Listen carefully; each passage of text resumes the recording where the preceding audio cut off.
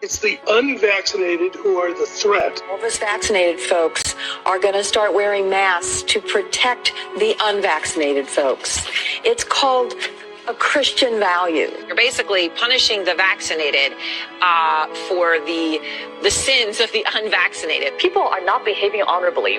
The unvaccinated are basically saying, well, it's open season for me. I can do whatever I want as well. The unvaccinated are basically beating their breasts, running around the country saying, we don't care, we're living free, and so forth. We've been patient, but our patience is wearing thin. The unvaccinated, a group that includes children and people acting like children. And the rest of us are starting to get pissed off. The vaccinated feel the unvaccinated are making me upset or angry. This is not about freedom or personal choice. Well, my freedom is being kind of disturbed here.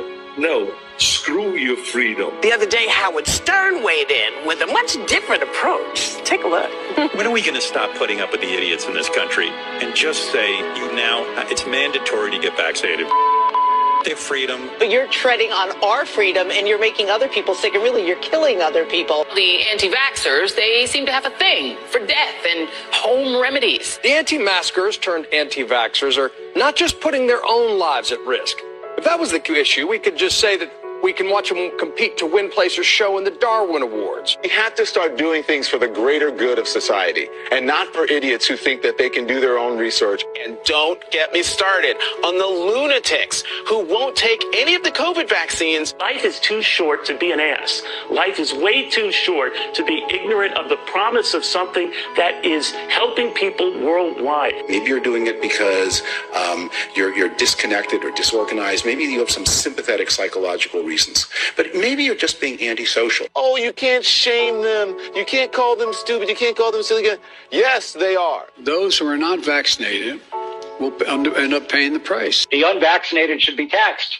They should pay more for health care. We need to start looking at the choice to remain unvaccinated the same as we look at driving while intoxicated. We're going to see, and I've said, almost two types of America. Dr. Fauci said that if hospitals get any more overcrowded, they're going to have to make some very tough choices about who gets an ICU bed. That choice doesn't seem so tough to me. Vaccinated person having a heart attack, yes, come right on in. We'll take care of you. Unvaccinated guy who gobbled horse goo, rest in peace, Wheezy. Pointing back to the unvaccinated who are really creating a problem in this country, every death that we are seeing from COVID could have been prevented. Literally, the only people dying are the unvaccinated. And for those of you spreading misinformation, shame on you.